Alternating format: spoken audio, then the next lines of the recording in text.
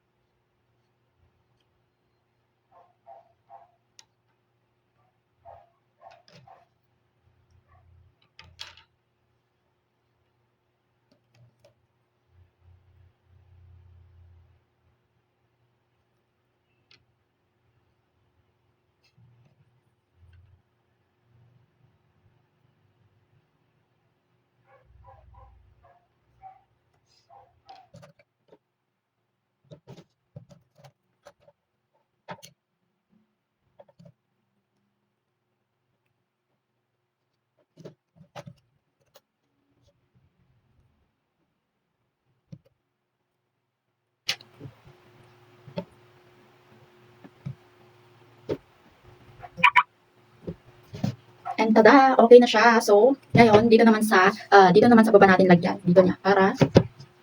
And ang ilalagay natin is itong yellow color. Ayan. Dito natin ilalagay para pang cover siya, pang cover.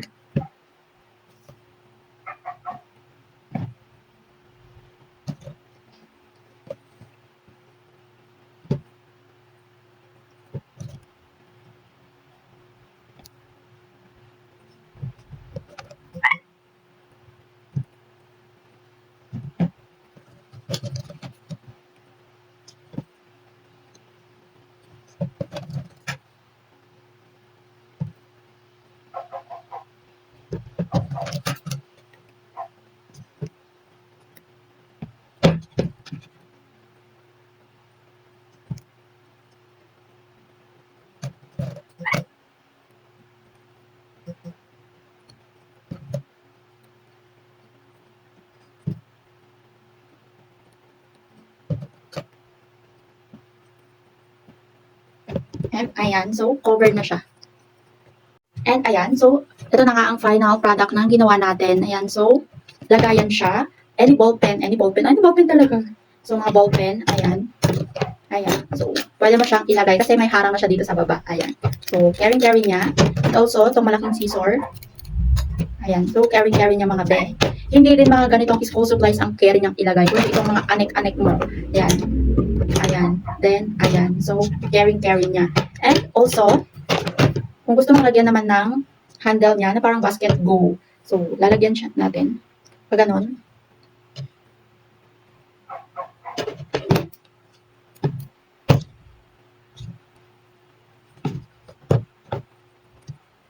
Then, so, pwede natin siyang siksik doon. Ayan. So, pinasok ko lang.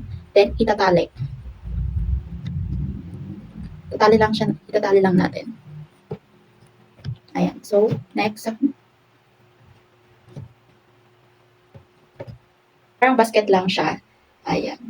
So, pwedeng lagyan. Kasi carry niya na. Ayan. So, pwede mo siyang isabit. Pwede mo siyang maging basket. Ayan. So, pwede mo siyang gamitin. Ayan. Matibay din siya guys kasi nga ginamit natin ang stick glue para gawin ito. Ayan. So kung ako sa inyo, gawin nyo din to kung ayaw nyo ng magagarbong bag or any na may pa special pa dyan na bag, then gumawa lang kayo ng sarili nyo. Ayan. So, yun lang, tapos na.